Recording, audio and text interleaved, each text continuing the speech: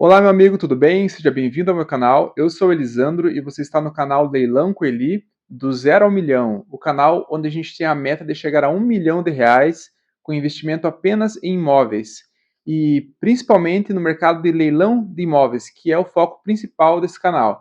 Então, se você quer saber mais sobre esse assunto, já se inscreve no canal, deixa aqui seu like, também me segue no Instagram, vou deixar aqui embaixo o arroba dele e vamos para o tema do vídeo de hoje.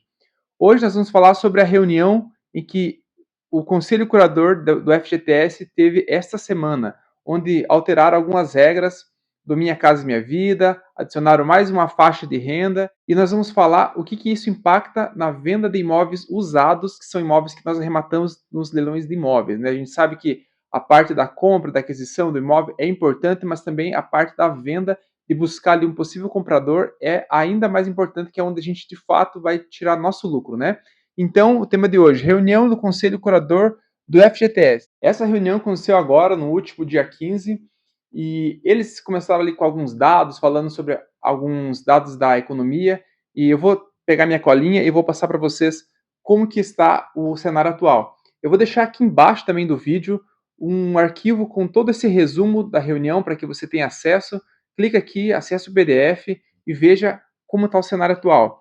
Um dado que me chamou bastante atenção foi que em 2024 eles levantaram a informação de que a Caixa Econômica Federal bateu o recorde de financiamento de moradia usando recursos do Minha Casa Minha Vida. Então bateu o recorde de 605 mil unidades vendidas ano passado, contra 490 mil em 2023. Então, foi por isso que chegou no final do ano passado, a gente teve toda aquela alteração da Caixa, alterando, mudando os valores de imóveis usados. Para quê? Para conter os recursos, para que eles tiveram que pedir crédito suplementar no final de ano, justamente porque estava faltando recurso para financiar novos imóveis. Eles estavam tendo uma contratação de 50 mil unidades por mês no ano passado. Então, justamente por isso que eles faltou recurso e voltaram atrás, né, tentaram reajustar o cenário ali para conter os recursos para que durasse mais tempo. E neste ano de 2025, que a gente começou a sentir os impactos, a redução já foi para 44 mil unidades em janeiro, e em fevereiro 41 mil unidades. Então você vê que já teve uma redução das contratações em 2025, justamente por essas medidas que tomaram no ano passado. Outra coisa que chamou bastante atenção foi a meta deste ano para gasto com habitação, que está em 12 bilhões de reais, ou seja, 1 bilhão por mês com habitação. E até agora, no mês de abril, eles gastaram na média de 800 milhões de reais. Então você vê que eles estão tendo uma folga para quê? Para que consiga chegar até o final de ano.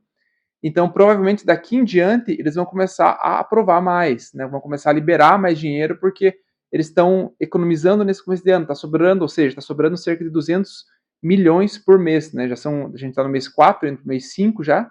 Então, 200 milhões a cada mês. E a meta é bater os 12 bilhões até o final de ano. E para quem está tentando vender imóvel usado, sentiu na pele que está difícil de vender. Uma informação relevante e importante é que este ano, janeiro, fevereiro e março, a média de vendas de usados em proporção aos novos foram de 96% de novos, imóveis novos, e apenas 4% de imóveis usados. Então, agora você entende por que está tão difícil de vender os usados. Por quê? Porque eles realmente estão dificultando a venda de usados, né? A gente sabe que para o governo é mais importante investir na economia, na construção de imóveis novos, porque acaba fomentando mais a economia, fomentando o gasto, né, com materiais de construção e movimentando mais o emprego. E o usado não acontece isso, o usado não movimenta tanto quanto o novo. Então, esse é um dos motivos de estarem direcionando mais para o imóvel novo. E agora, uma informação que já vinha sendo divulgada há algum tempo atrás, da criação de mais uma faixa do Minha Casa Minha Vida. Então, ou seja, foi criado mais uma faixa para a classe média. Era uma discussão antiga já, eles mencionaram isso na reunião, de que já era esperado essa criação dessa nova faixa e agora imóveis de até 500 mil reais podem também ser usados dentro do faixa 4 do Minha Casa Minha Vida. Vou apagar aqui e vou anotar aqui para vocês. R$ 1.640. Para quem tinha renda de até R$ 2.640, se encaixava no faixa 1 do Minha Casa Minha Vida. Então, faixa 1 do Minha Casa Minha Vida, ó. Agora foi alterado para R$ 2.850. Então, a renda mínima passou a renda máxima, desculpe, passou de 2.640 para R$ 2.850. Faixa 2 do Minha Casa Minha Vida. O valor teto máximo era de R$ 4.400 e passou agora para R$ 4.700. Ou seja, foi um ajuste aqui de R$ 300, né? A família ali pode ganhar um pouco mais e ainda se encaixar dentro do Minha Casa Minha Vida, do faixa 2. E o faixa 3 foi de R$ 8.000 para R$ 8.600.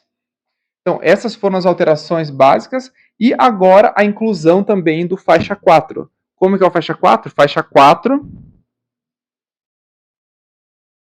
agora é de R$ 8.600. Na verdade, vamos considerar que é 1, né? A gente pode somar que sempre é R$ 801 a R$ 12.000. Então, essa é a nova faixa do Minha Casa Minha Vida, faixa 4, destinado mais para a classe média. Sobre taxa de juros, né? Foi falado também sobre a alteração de taxa de juros. E a taxa de juros do Minha Casa Minha Vida, faixa 4, será de 10% ao ano, né? Então, basicamente, essas foram as alterações ali. E o imóvel do faixa 4, ele pode chegar até R$ 500.000. Então, existe essa alteração aí do faixa 4. Ainda não teve as alterações dos valores mínimos do Minha Casa Minha Vida. A gente sabe que o que está mais dificultando agora é que os imóveis foram reduzidos, o teto máximo para encaixar dentro do Minha Casa Minha Vida no faixa 2. O que acontece atualmente? Deixa eu explicar para você. Inclusive o que aconteceu no meu último imóvel arrematado agora, eu vou pegar aqui o faixa 2, que é o que eu estou bem envolvido, né, de acordo com a faixa do meu imóvel ali. Então, faixa 2 é de R$ 4.400 a R$ 4.700. Eu vou te explicar como que isso impacta na prática, né? Havia uma expectativa para alteração dos valores mínimos do Minha Casa Minha Vida. Ano passado foi criado aquele mínimo de acordo com a cidade. Como que funciona atualmente? Como que está funcionando, né? Os imóveis do faixa 2 do Minha Casa Minha Vida, eles sofreram redução dos valores de acordo com a cidade e com a população. Um exemplo, aqui na região de Curitiba, o teto do Minha Casa Minha Vida é R$ 255.000. Então, o imóvel que ultrapassar esse valor não se encaixa dentro do Minha Casa Minha Vida. Então, isso acaba dificultando a liquidez do imóvel. E em Fazenda Rio Grande, que foi um imóvel onde eu arrematei da última vez, o teto é 225 mil. Então, como que isso impacta? Vamos lá, deixa eu colocar aqui no papel para vocês. Então, 225 mil, a Caixa vai liberar apenas 180 mil de financiamento. A pessoa tem que dar aqui, né, 45 mil de entrada. Isso aqui é difícil de localizar pessoas, né, dessa faixa de renda que tenham 45 mil de entrada. Né? Para isso, a pessoa precisa encaixar no faixa 2. Né? Faixa 2 ganha quanto aqui? A faixa 2 ganha, agora mudou, né? Até R$ 4.700 para liberar. Então, esse é o valor que a pessoa precisa ganhar no máximo para conseguir essa liberação aqui no faixa 2. Faixa 2 hoje em dia está liberando 80% de financiamento. Então, eu vou colocar aqui do lado aqui para você ficar melhor visualizar. Então, 80% é o que está liberando faixa 2. Até por isso que a pessoa consegue um imóvel de 225 liberar 180, né? Se você passa por faixa 3, ou seja, a pessoa ganha mais que esse valor aqui, de 470, quer dizer, de R$ 4.700, ela já altera, né, vai para o faixa 3. Na faixa 3, esse valor aqui de 80% cai para 50%. Então, esse é o grande problema dos imóveis usados no cenário atual. Então, se você pede 50%, ou seja, está pedindo que 112 mil, né, R$ 112.500 de financiamento. Então, dificilmente quem tem esse dinheiro em caixa para conseguir comprar um imóvel dando R$ 112 mil de entrada, fora a documentação, fora todos os custos envolvidos na transferência desse imóvel. Então, você percebe o motivo de né, desse cenário tá dificultoso hoje. Então, a expectativa é que, assim, Passou para o faixa 3, a Caixa Econômica, ela libera aqui 270 mil. Então, deixa eu colocar em outra cor para ficar mais fácil de visualizar. Faixa 2, Minha Casa Minha Vida, né? Deixa eu separar aqui é o faixa 2, ó. E o faixa 3 do Minha Casa Minha Vida, o imóvel pode ter até 270 mil reais usado, né? 270 mil reais usado, e a renda pode ser de até R$ 8.600. Então, R$ 8.600 é a renda máxima permitida para o faixa 3. Só que quando você passa para o faixa 3, né, a exigência da entrada já aumenta também. Você precisa dar 50% de entrada e libera só 50%. Isso aqui no sul do Brasil, né? Em outras regiões do Brasil está liberando 70% no norte, nordeste, está liberando um valor maior. E aqui no sul é 50%. Então, móvel de 270 mil, você precisaria dar aqui 135 mil reais, não é isso, né? 135 mil reais. Para você que está começando no leilão, ficar muito atento a essas regras. Até se não ficou muito claro, às vezes, né? Se você não entendeu muito bem esse meu desenho aqui, deixe aqui nos comentários que a gente pode conversar, pode falar comigo no WhatsApp também. Eu sou totalmente aberto aí a conversar com novas pessoas, até para compartilhar conhecimento, né? A gente compartilha conhecimento, a gente acaba aprendendo com a pessoa, né? Todo mundo tem o que compartilhar, ideias novas e tudo mais. Então, esse é o cenário que está dificultando a venda dos usados. Então, se você hoje está entrando no leilão de imóveis, fique muito atento ao momento da venda do imóvel, né? Quando você for entrar no leilão, buscar o imóvel, olha primeiro o valor, se ele se encaixa ou não se encaixa dentro do Minha Casa Minha Vida usado, faixa 2, que é o cenário atual, que é o cenário que mais atrativo hoje em dia, faixa 2, se ele se encaixa nesses valores mínimos da cidade. Como eu falei, esse valor mínimo aqui é da cidade que eu arrematei, mas olha na sua cidade e na cidade que você vai arrematar, qual que é esse valor mínimo. Vou deixar aqui embaixo também um PDF que fala qual que são os valores de acordo com os habitantes da cidade, de acordo com a região, quais são os valores do Minha Casa Minha Vida. Mas se tiver dúvida, entra no simulador da Caixa e dá uma olhadinha lá, faz a simulação lá, coloca os valores e vê se libera para você a opção do Minha Casa Minha Vida. Então essa é uma estratégia para você dar uma olhada antes de você arrematar. Então fica muito atento a isso, porque isso que vai interferir completamente na sua liquidez. Um imóvel que se encaixa no faixa 3 aqui, cara, a liquidez vai ficar horrível, né? Ninguém vai conseguir comprar de você, mesmo que tenha interesse, né? E, infelizmente, o que importa é a condição da compra. Não adianta a pessoa gostar do imóvel, ela precisa conseguir aprovar e precisa também conseguir liberar o valor de financiamento em uma parcela que caiba no bolso dela. Então, a Minha Casa Minha Vida, a gente sabe que os juros são bem mais baixos que o valor do mercado.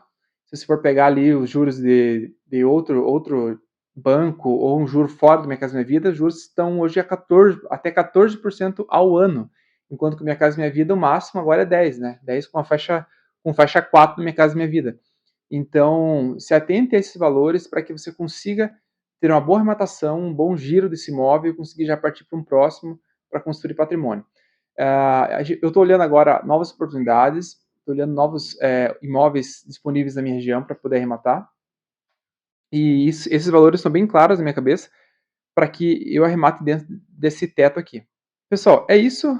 O vídeo de hoje é basicamente isso. Eu queria falar um pouquinho mais sobre as mudanças que tiveram e falar no que isso impacta para a gente que está arrematando, né?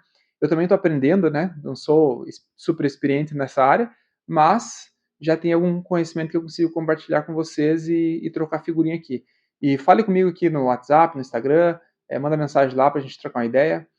E a gente sempre tem que aprender, tem que compartilhar também. E nós teremos um vídeo aí nos próximos dias também falando sobre os 5 erros que eu cometi na minha primeira arrematação. Então fique atento ao canal, já se inscreve, já deixe seu like. E é isso, pessoal. Eu quero agradecer a atenção de todos e até a próxima.